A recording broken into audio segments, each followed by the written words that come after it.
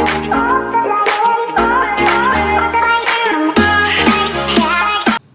वालेकुम, welcome to learning mathematics with sir Sheroz. आज हम जो है क्लास 6 की मैथमेटिक्स के चैप्टर नंबर 1 के बारे में पढ़ेंगे, जिसका नाम सेट्स है। पिछली वीडियो में हम जो है एक्सरसाइज 1.1 को सॉल्व किया था। अब हम इंशाल्लाह आज जो है 1.2 जो एक्सरसाइज है उसको सॉल्व करेंगे। आज का जो हमारा कंटेंट है, टाइप्स ऑफ सेट्स। वैसे तो सेट्स की बहुत सारी टाइप्स हैं, बेसिक 3 टाइप्स हैं यहाँ पर। तो हम जो है पहली जो टाइप पढ़ेंगे फाइनाइट सेट्स पढ़ेंगे। फाइनाइट सेट्स क्या हैं उसकी डेफिनेशन विद एग्जांपल्स पढ़ेंगे। सेकंड जो है इनफाइनाइट सेट्स क्या हैं उसके बारे में पढ़ेंगे, उनकी एग्जांपल्स पढ़ेंगे। थर्ड जो है हमारे पास वो होगा नल सेट क्या है, उसकी भी एग्जांपल्स हम पढ़ेंगे। फोर्थ जो है हमारे पास वो है सिंगलटन सेट, कि सिंगलटन सेट क्या है। ठीक है, इसी तरीके से हम इसकी भी एग्जांपल्स पढ़ेंगे। 5 हमारे पास है इक्वल सेट और इसकी भी हम एग्जांपल्स पढ़ेंगे। 6 है हमारे पास इक्विवेलेंट सेट, इक्विवेलेंट सेट और इसकी एग्जाम्पल्स पढ़ी जाएंगी। ठीक है। 7 जो है हमारा वो है कि सबसेट और सुपर सेट, सुपर सेट। ठीक है, इसी तरीके से मजीद हमने सबसेट की टाइप पढ़ लेंगे कि सबसेट जो है उसकी 2 टाइप हम पढ़ेंगे यहाँ पर। एक है प्रॉपर सबसेट, ठीक है। सेकंड है इसकी इम्प्रॉपर सबसेट। इन सबको जो है हम एग्जांपल्स के साथ पढ़ेंगे। तो आइए हम अब लिखना स्टार्ट करते हैं टाइप्स ऑफ सेट में। पहली जो टाइप हम लिखेंगे वो लिखेंगे फाइनाइट सेट्स की। तो आइए अब हम लिखना स्टार्ट करते हैं। फाइनाइट सेट,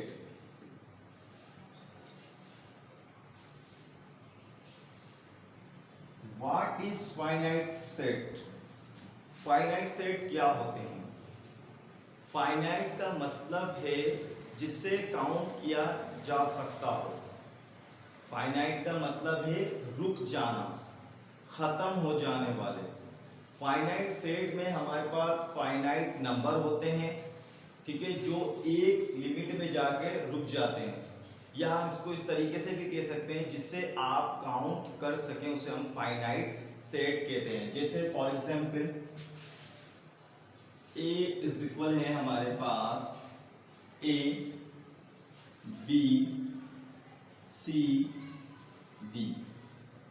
अब देखें इनके जो मेंबर्स हैं ए बी सी डी, इसे आप काउंट कर सकते हैं, ये रुक गए हैं। तो इसका मतलब ये है कि ये कौन सा सेट कहलाएगा? आपका फाइनाइट सेट कहलाएगा। कौन सा सेट कहलाएगा? फाइनाइट सेट कहलाएगा। अब हम इनफाइनाइट सेट लिखेंगे।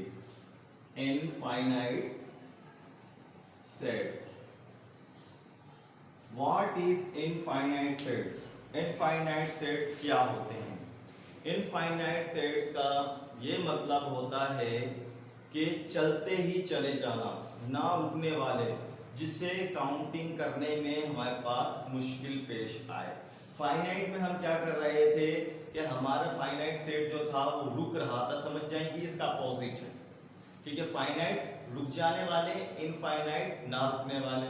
फाइनाइट काउंट करने वाले, इनफाइनाइट काउंट ना करने वाले। ठीक है, तो मैं आपको भी एग्जाम्पल के थ्रू में समझाता हूँ, दोनों को ही लिखूंगा यहाँ पे, फाइनाइट भी बताऊंगा और इनफाइनाइट भी बताऊंगा। तो हम पहले एग्जाम्पल लिखते हैं। यहाँ पर एक लिख देता हूँ मैं पहले फाइनाइट की। तो a इज इक्वल है हमारे पास 1 2 3। इसमें देखिए 3 एलिमेंट्स हैं, 3 मेंबर्स हैं, 3 नंबर्स हैं, 1 2 3। ठीक है, 3 एलिमेंट्स, इन्हें मैं यहाँ पर काउंट कर सकता हूं। तो इसका मतलब है ये कौन सा सेट हो गया? फाइनाइट। कौन सा हो गया? फाइनाइट। देखिए मैंने इसको इजीली क्या कर लिया, काउंट कर लिया।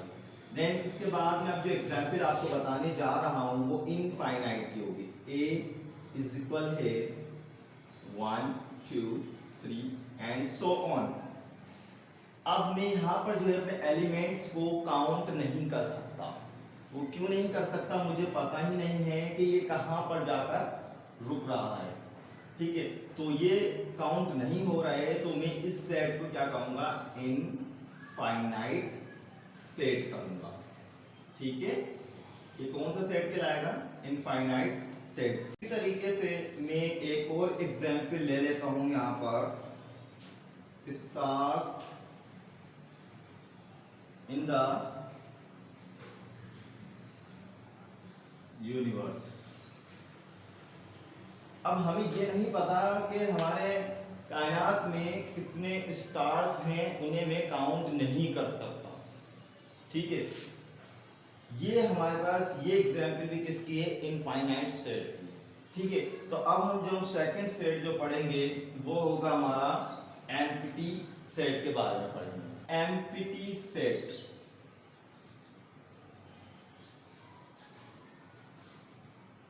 एम्प्टी सेट क्या है। एम्प्टी से आप अंदाजा लगा सकते हैं कि एम्प्टी मींस खाली। एम्प्टी सेट को हम यहां पर वॉइड सेट भी कहते हैं और नल सेट भी कहते हैं। इन तीनों का ही मतलब क्या है कि ऐसे सेट जिसके अंदर कोई भी एलिमेंट मौजूद ना हो।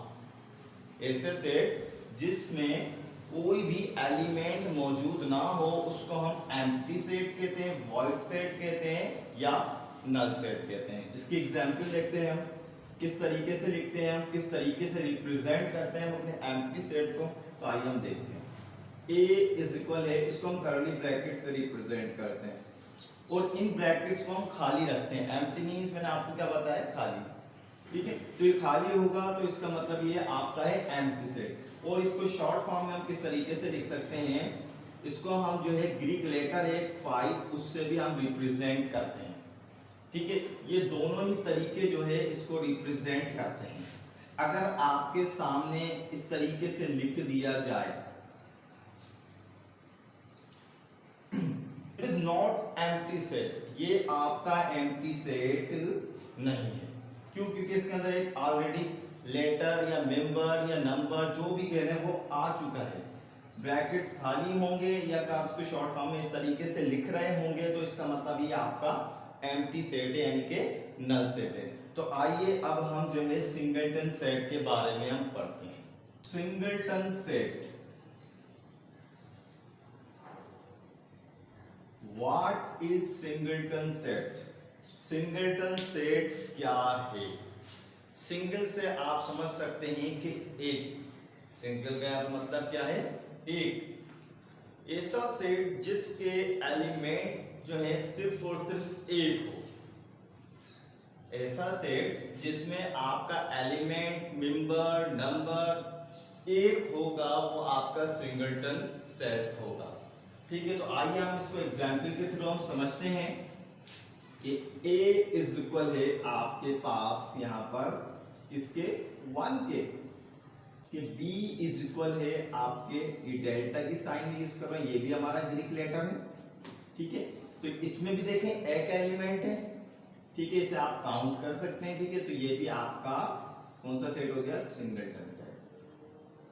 थर्ड एग्जांपल लेते हैं, c इज इक्वल है हमारे पास a के, ये भी आपका कौन सा सेट हो गया, सिंगलटन सेट हो गया। तो आइए अब हम जो पढ़ते हैं इक्वल सेट के बारे में पढ़ते हैं कि इक्वल सेट क्या है। Equal set, what is equal set. Equal set क्या है, इक्वल मींस बराबर को कहते हैं। वो सेट जिसमें सारे के सारे एलिमेंट सेम हो उनको हम क्या कहते हैं, इक्वल सेट कहते हैं। तो आइए हम एग्जाम्पल की मदद से हम इसको समझते हैं। a इज इक्वल है हमारे पास 9, 10, 11 एंड 12। b इज इक्वल है हमारे पास 12, 9, 11 and 10। अब आपने बताना है कि ये दोनों सेट इक्वल हैं या नहीं। उसका तरीकाकार क्या है कि आपने दोनों सेट्स के एलिमेंट्स को, मेंबर्स को, नंबर को देखना है कि सेम है या नहीं। ठीक है, अगर नंबर सेम हो जाते हैं तो आपका ये इक्वल सेट है। अब देखें, ए सेट में तो हमने तरतीब से लिखी हुई है अपनी काउंटिंग 9, 10, 11, 12। बी सेट में हमने तरतीब को चेंज कर दिया। ठीक है, तो अब आपने चेक ये करना है कि अब ए सेट में 9 मौजूद है, बी में भी 9 मौजूद है, दोनों मेंबर सेम हो गए। ए में 10 मौजूद है, बी में भी 10 मौजूद है, तो इसमें भी आपके मेंबर सेम हो गए। इसी तरीके से आपके ए में 11 मौजूद है और बी में भी 11 मौजूद है, ये मेंबर सेम हो गए। इसी तरीके से आपका ए में 12 है और आपके बी में भी 12 है, ये भी मेंबर आपके सेम हो गए। तो अब हम इसको रिप्रेजेंट कैसे करेंगे कि ए इज इक्वल है आपके बी के। अगर मिसाल के तौर पे इसमें एक भी मेंबर आपका मैच ना हो, उसको हम किस तरीके से रिप्रेजेंट करेंगे? A is not equal to B. ये जो है इक्वल हो जाने को रिप्रेजेंट कर रहा है, ये नॉट इक्वल होने को रिप्रेजेंट कर रहा है। तो आइए अब हम जो है इसकी सेट की दूसरी टाइप पढ़ेंगे, वो पढ़ेंगे equivalent set. Equivalent set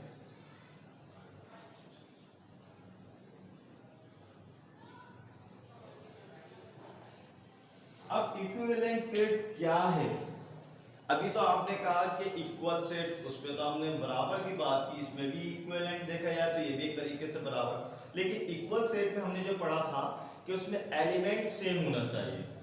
equivalent में क्या होता है कि एलिमेंट सेम नहीं होते, लेकिन एलिमेंट की जो तादाद है वो सेम होनी चाहिए। ठीक है, एलिमेंट की तादाद सेम होगी तो वो आपका क्या हो जाएगा? इक्विवेलेंट सेट हो जाएगा। तो आइए मैं एग्जांपल के थ्रू मैं आपको समझाता हूँ कि ए इज इक्वल है यहाँ पर हमारे पास ए, बी, सी एंड डी। कितने मेंबर हो गए आपके? कितने एलिमेंट हो गए? 4। ठीक है, बी इज इक्वल है हमारे पास 1, 2, 3 एंड 4। इसके कितने मेंबर हो गए? 4। तो अब देखिए, हमने तादाद सेम देखनी है। यहाँ पर आपने इनके एलिमेंट्स को सेम नहीं देखना, एलिमेंट्स की तादाद को सेम देखना है। अगर आपकी एलिमेंट्स की तादाद सेम हो जाए तो हम इसको किस तरीके से रिप्रेजेंट करेंगे इक्विवेलेंट सेट को?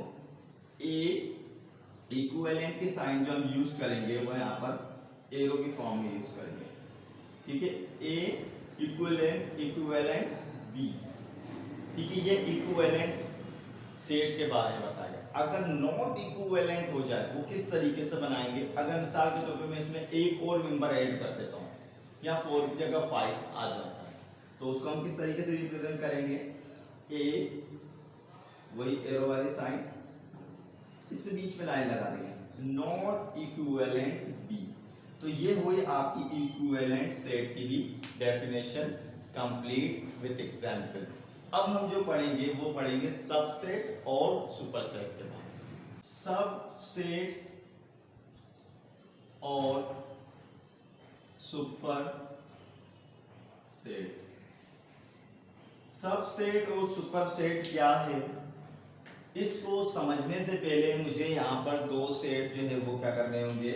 लिखने होंगे कि A इज इक्वल है हमारा यहाँ पर 2, 3, 4, 5।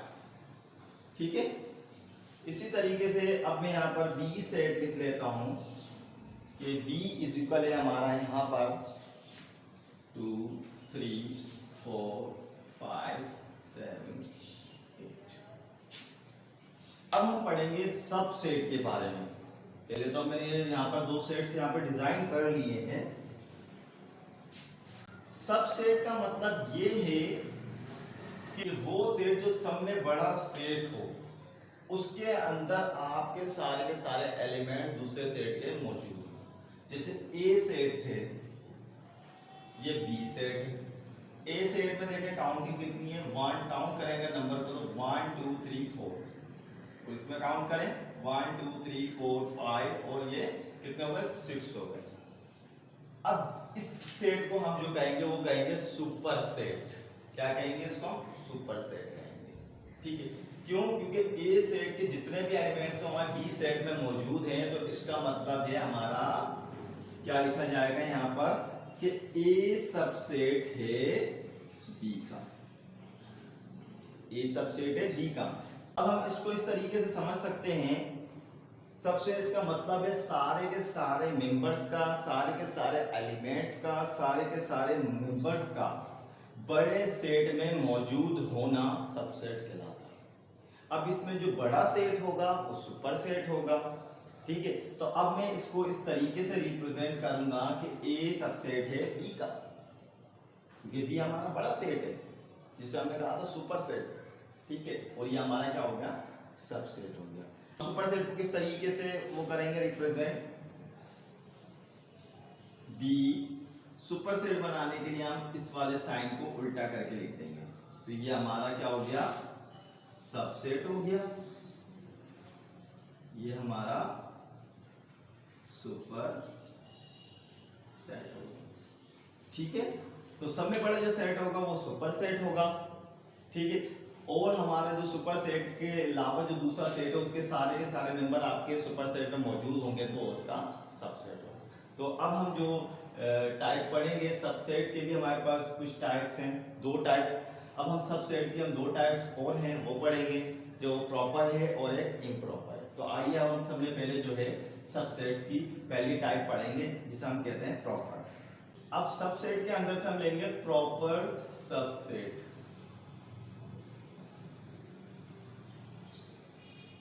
प्रॉपर सबसेट क्या है? प्रॉपर सबसेट वो सेट होते हैं जो किसी सेट में सारे के सारे नंबर्स तो रखते हों, लेकिन उसमें से कोई ना कोई एक या दो नंबर्स कम हो। फॉर एग्जाम्पल हम समझते हैं इसको कि ए इज इक्वल है हमारे पास यहाँ पर आई, जे, के और एल, और इसी तरीके से हमारे पास बी जो मौजूद है आई, जे, के। अब हमारे पास यहाँ पर दो सेट आ गए। इसमें ऊपर देखिए हमारे पास 1 2 3 4 एलिमेंट्स, 1 2 3 यहाँ पर 3 एलिमेंट्स। अब यहाँ पर देखें हमारा एक एलिमेंट यहाँ पर कम है, तो इसका मतलब है मैं इसको लिख सकता हूँ B is a proper subset, proper subset of A. ठीक है, इसको मैं इस तरीके से लिखता हूं B is the proper subset of A. B जो है प्रॉपर सबसेट है ए का। क्यों? क्योंकि इसका एक या दो एलिमेंट कम है, इस वजह से ये इसका प्रॉपर सबसेट हुआ। तो अब आ जाते हैं इम्प्रॉपर सबसेट पे। इम्प्रॉपर सबसेट, उसमें हमने क्या पढ़ा था प्रॉपर में कि एक या दो नंबर्स का कम हो जाना, लेकिन इम्प्रॉपर में हम क्या करते हैं कि एलिमेंट्स जो है वो बराबर हों। अब जैसे देखें हमने वहां पर क्या लिखा था कि ए इज इक्वल है आई, जे, के, एल, बी इज इक्वल है आई, जे, के, एल। वहां पर हमने एक नंबर जो है क्या कर दिया था? कम कर दिया था, लेकिन यहाँ पर आपका एक नंबर कम नहीं है, इक्वल भी हो गया, ये सेट आपका इक्विवेलेंट भी हो गया। तो ठीक है, तो हम इसको अब इस तरीके से लिख सकते हैं कि ए इम्प्रॉपर, इम्प्रॉपर को हम इस तरीके से लिखते हैं इम्प्रॉपर सबसेट बी। ठीक है, वो सेट जो इक्वल हो जाए, इक्विवेलेंट हो जाए, उसको हम क्या कहते हैं? इम्प्रॉपर सबसेट कहते हैं। तो आइए अब हम अपनी एक्सरसाइज 1.2 को जो है इन सब को हमने समझ लिया है डेफिनेशंस को, तो अब इनकी मदद से जो है हम अपने क्वेश्चंस को सॉल्व करते हैं। तो आइए हम चलते हैं 1.2 लिखते हैं। एक्सरसाइज 1.2 का क्वेश्चन नंबर 1 है pick out the finite and infinite set from the following. अब आपका जो मेन क्वेश्चन है उसमें फाइनाइट और इनफाइनाइट बताना। यहाँ पहले की अभी डेफिनेशन अभी थोड़ी देर पहले हमने पढ़ी है फाइनाइट और इनफाइनाइट के बारे में। फाइनाइट जिससे आप काउंट कर सकें, इनफाइनाइट वो जिससे आप काउंट ना कर सकें। ठीक है, अब हमारे पास पहला पार्ट जो है इसका ए का वो है a इज इक्वल है 1 2 3 4। अब ये डॉट डॉट का मतलब ये है कि हमारे नंबर्स कंटिन्यू है यहाँ, ठीक है। तो ये 20 तक जाकर रुक गए। हमने पढ़ा था ना फाइनाइट क्या, जो रुक जाए, खत्म हो जाए, काउंट हो, उसको हम क्या कहते हैं, फाइनाइट कहते हैं। अब देखें इसको मैंने काउंट कर लिया इधर और ये रुक भी गए, तो इसको मैं क्या कहूंगा, फाइनाइट सेट। क्या कहूंगा, फाइनाइट सेट। बी पार्ट पर आ जाते हैं। b इज इक्वल है ऑड नंबर ग्रेटर देन 31। सब में पहले तो मुझे पता होना चाहिए कि ऑड नंबर है क्या। ऑड नंबर हमारे वो नंबर होते हैं जो 2 से डिवाइड नहीं होते, ठीक है, नॉट डिविजिबल बाय 2, ठीक है, जैसे 1 3 5 7 9 11 एंड सो ऑन, ठीक है। लेकिन हमें यहाँ पर जो क्वेश्चन में दिया गया है वो कह रहा है कि ग्रेटर देन 31 से बड़े हो, कितने हो ये नहीं पता है। इसका मतलब ये रुक नहीं रहा, इसे मैं काउंट नहीं कर पा रहा, ये चल रहा है, तो इसको मैं कहूंगा इनफाइनाइट सेट। क्या कहूंगा, इनफाइनाइट सेट। अब सी पार्ट पर आ जाते हैं। सी इज इक्वल है 0 2 4 8। इसे मैंने काउंट कर लिया इजीली, तो इसका मतलब ये आपका हो गया फाइनाइट सेट।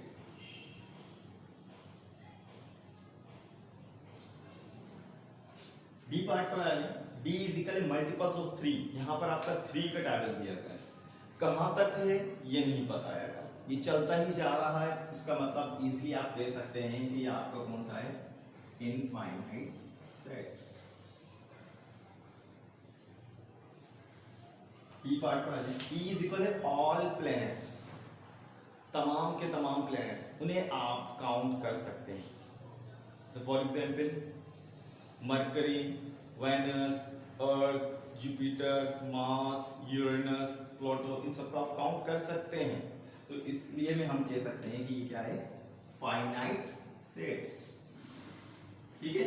इसके बाद हमारे पास एफ पार्ट है। एफ इज इक्वल है इंग्लिश अल्फाबेट्स।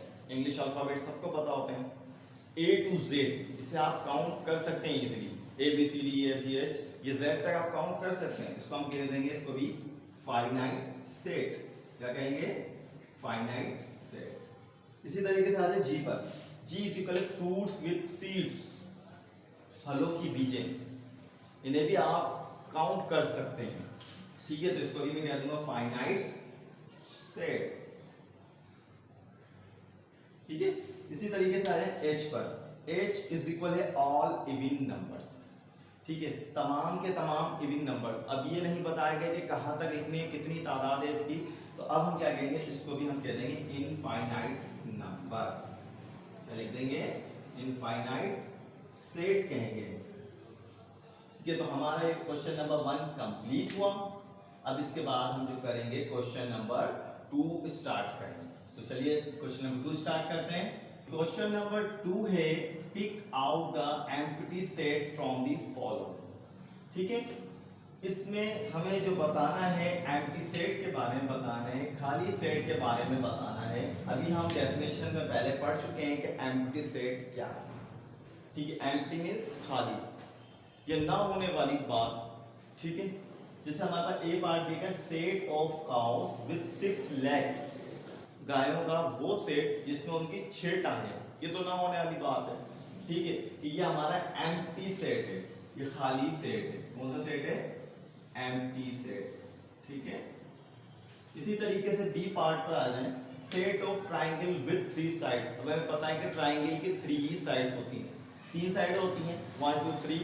तो इसका मतलब है ये हमारा एम्प्टी सेट नहीं है, तो इसके लिए मैं कहूंगा नॉट एम्प्टी सेट। क्या कहूंगा, नॉट एम्प्टी सेट, ठीक है।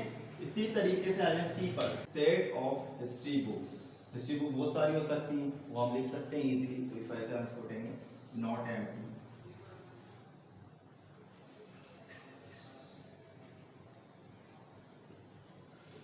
सी पार्ट पर आ जाते हैं। Set of male doctors in a hospital. अब हॉस्पिटल में जो है, जो मेल डॉक्टर्स बहुत सारे हो सकते हैं, ठीक है, खाली तो नहीं हुआ, मेल डॉक्टर्स तो मौजूद होते हैं। तो इस वजह से हमारा ये भी जो है नॉट एम्प्टी सेट हो जाएगा। क्या हो जाएगा, नॉट एम्प्टी सेट।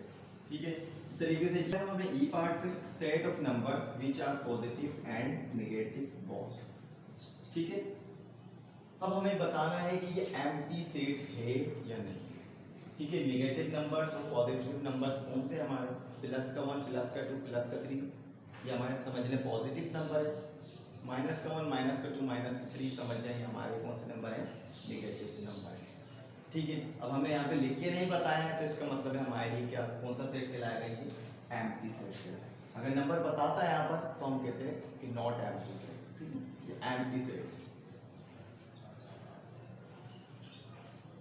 इसी तरीके से एफ पार्ट पर आ जाए, set of cars having 3 wheels.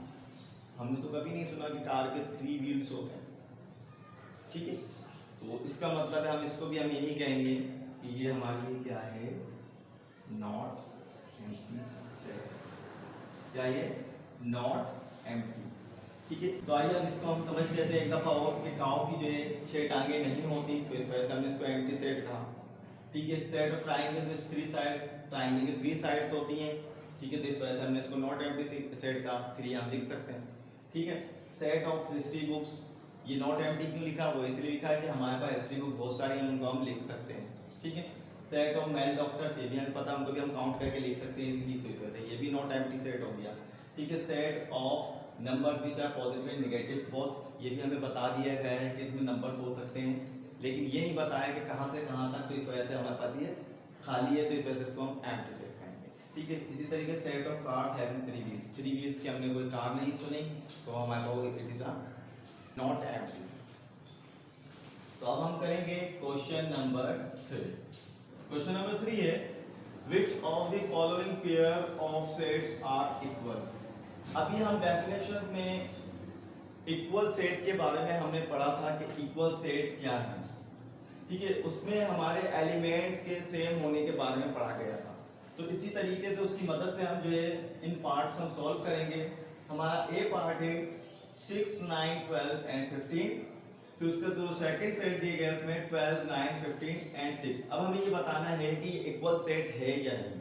तो सबसे पहले हम देखेंगे, सपोज ये आपका ए सेट है, ये आपका बी सेट है। ए सेट के अंदर हम देखते हैं कि आपके पास 6 मौजूद है यहाँ पर, तो ये बी के अंदर मौजूद है या नहीं।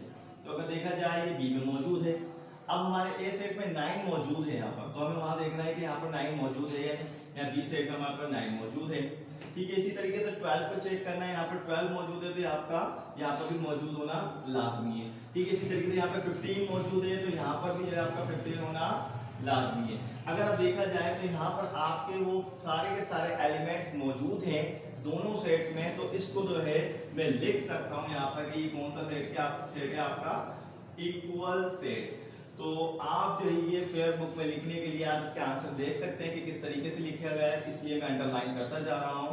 बी पार्ट जो है हमारा जनवरी, फरवरी, मार्च, और सेकंड जो सेट है वो जनवरी, फरवरी एंड अप्रैल। ठीक है, तो अब आप यहाँ पर क्या बताएंगे, इसको सपोज कर लेते हैं सी सेट, इसको सपोज कर लेते हैं डी सेट। ठीक है, तो हमारे पास सी सेट में जनवरी मौजूद है, देखा हमने डी सेट में भी जनवरी मौजूद है, सी सेट में हमारा फरवरी मौजूद है, तो डी में देखते हैं फरवरी मौजूद है।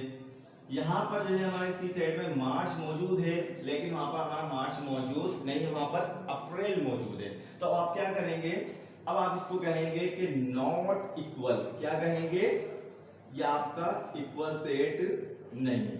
ठीक है, अब आए हम सी पार्ट के ऊपर। यहाँ पर देखें आप इसको सपोज करते हैं हम ए सेट, इसको सपोज करते हैं बी सेट। ए के अंदर देखिए एफ मौजूद है, तो बी के अंदर भी आपका एफ मौजूद है। ठीक है, ए के अंदर आपका पी मौजूद है, तो बी के अंदर भी आपका पी मौजूद है। इसी तरीके से आपका ए के अंदर क्यू मौजूद है, तो बी के अंदर भी क्यू मौजूद है। तो इसको भी हम कह सकते हैं इजीली कि ये आपका क्या है, इक्वल सेट। तो ये आपका क्वेश्चन नंबर 3 कंप्लीट हुआ। तो अब हम करते हैं क्वेश्चन नंबर 4। क्वेश्चन नंबर 4 है आइडेंटिफाई द इक्विवेलेंट सेट। अभी हमने क्वेश्चन नंबर 3 जो पढ़ा था वो इक्वल सेट पढ़ा था, उसमें हम क्या कर रहे थे कि एलिमेंट्स का जो है सेम होना पढ़ रहे थे।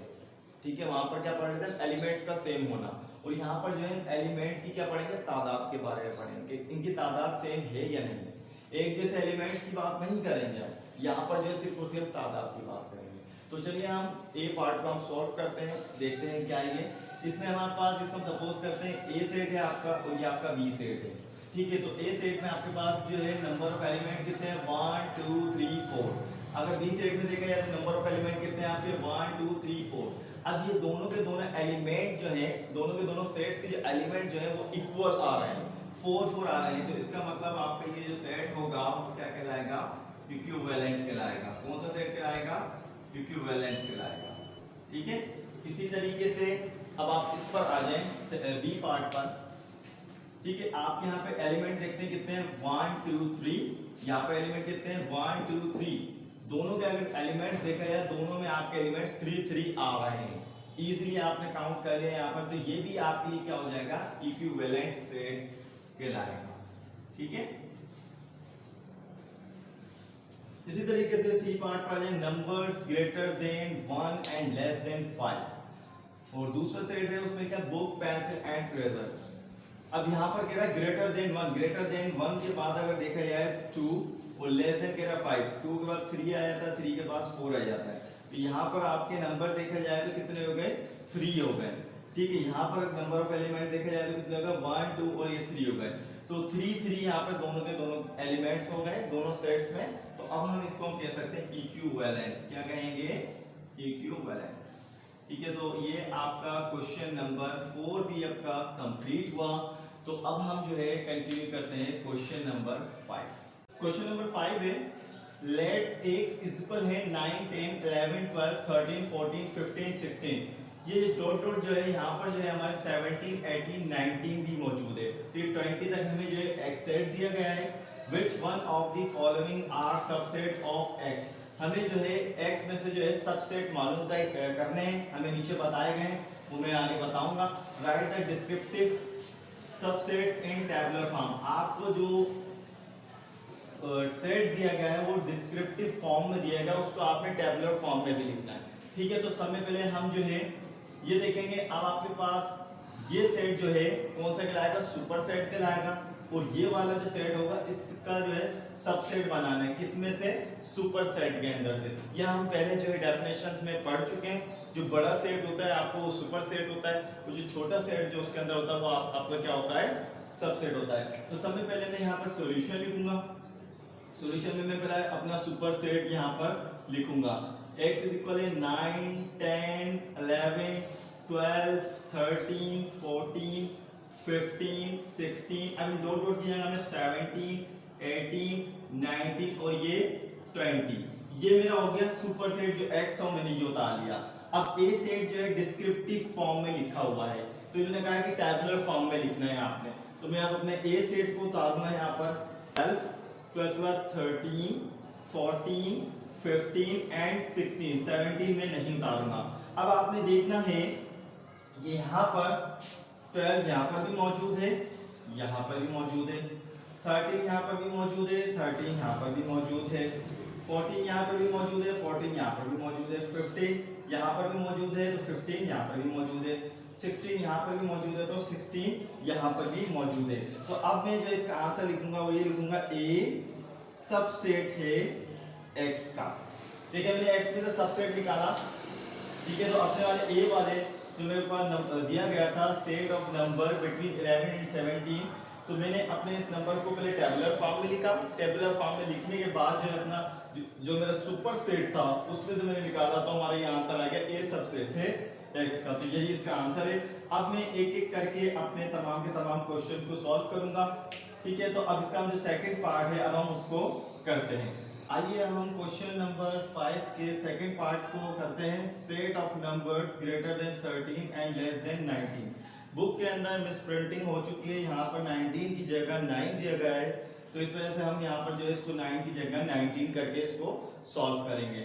तो वही पैटर्न हम यूज करेंगे। तो सबसे पहले हम सॉल्यूशन लिखेंगे, ठीक है। सॉल्यूशन में हम अपने एक्स सेट यानी कि जो सुपर सेट है वो लिखेंगे। 9 10 11 12 13 14 15 16 17 18 ये 19 ये 20। इसी तरीके से अब हम इसको जो है टेबुलर फॉर्म के अंदर तब्दील करेंगे। टेबुलर फॉर्म में लिखने के लिए वही b इक्वल है। अब सेट क्या कह रहा है, ये set of number greater than 13 and less than 19, जो 13 से बड़े हों और 19 से क्या हो, छोटे हों। 13 से बड़ा हमारे पास क्या आ जाएगा यहाँ पर 14, 15, 16, 17 और 18। ठीक है, अब देखिए यहाँ पर हमारे पास 14 मौजूद है तो यहाँ पर भी मौजूद है, 15 भी मौजूद है, 15 भी मौजूद है, 16 भी मौजूद है, 16 भी, 17 भी, 17 भी, ये 18 भी। ठीक है, तो अब मैं इसको इजीली यहाँ पर लिख सकता हूँ कि B सबसेट है X का। ये हमारा आंसर हुआ। अब हमारे पास C पार्ट है। C इज इक्वल है set of numbers greater than 9 and less than 19।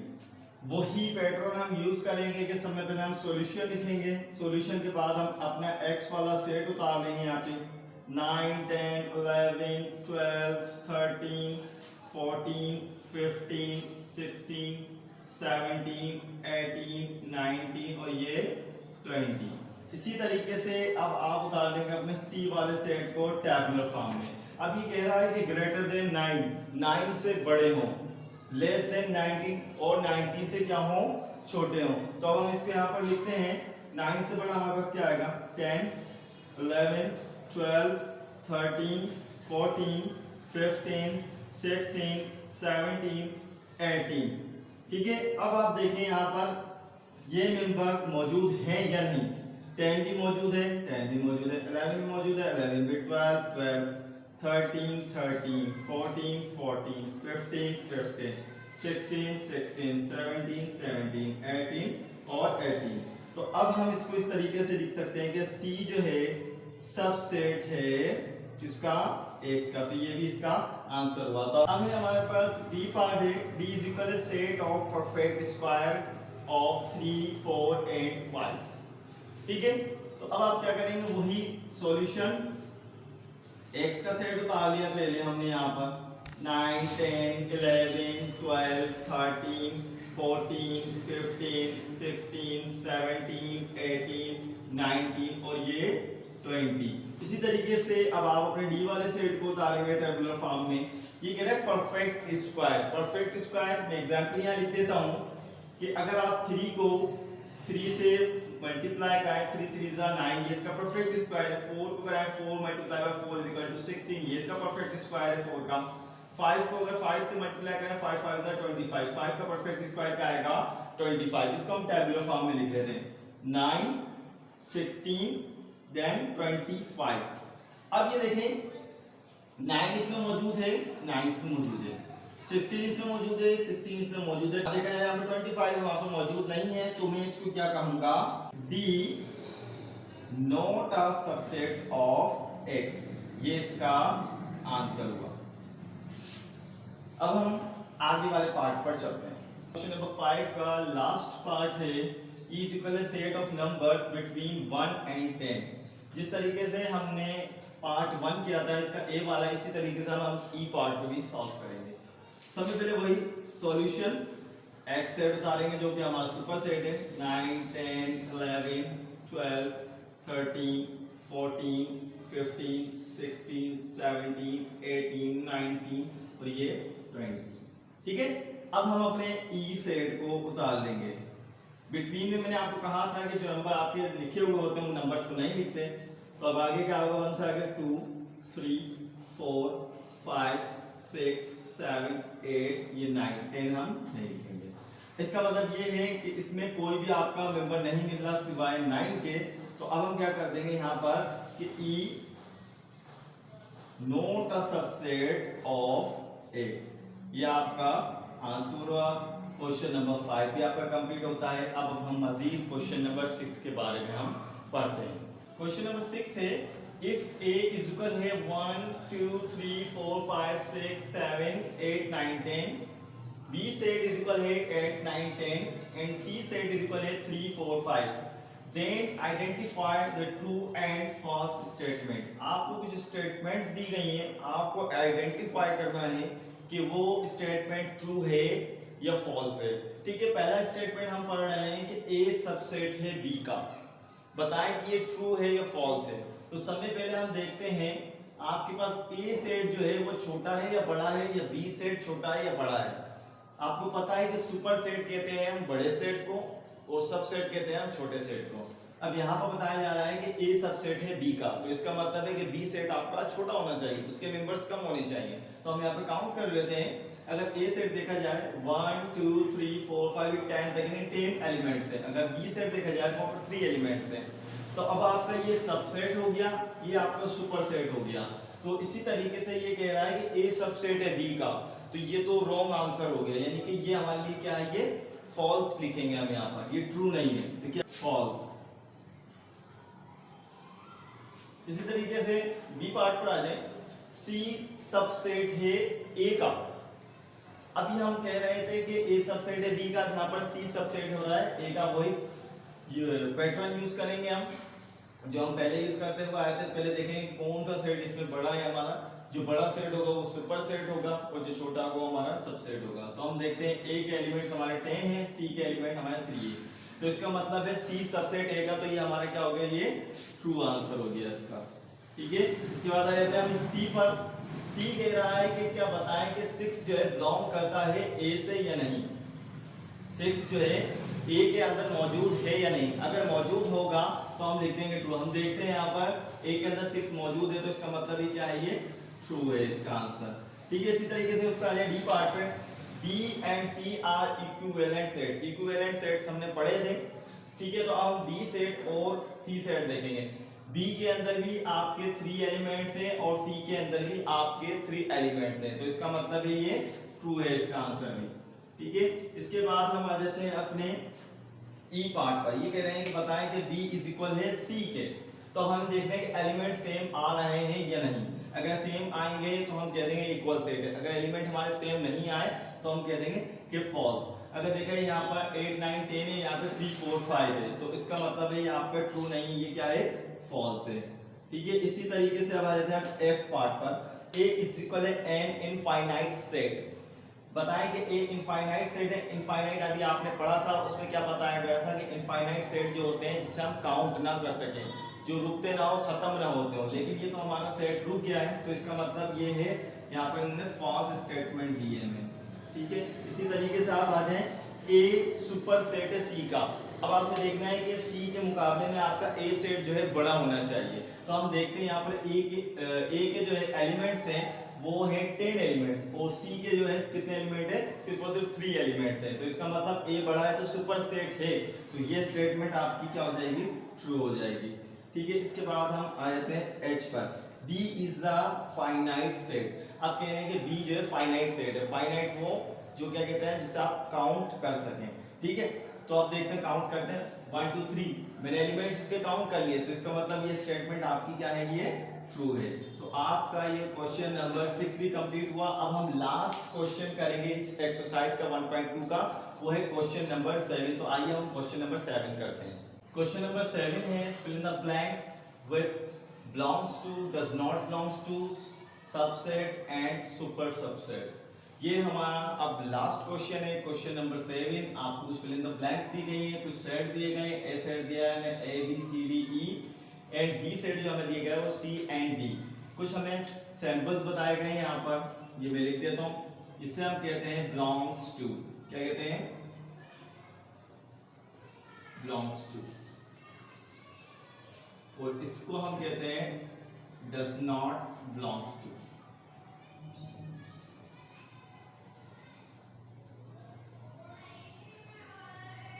इसे हम कहते हैं सबसेट। ठीक है, इसे हम कहते हैं सुपर सेट, बड़ा।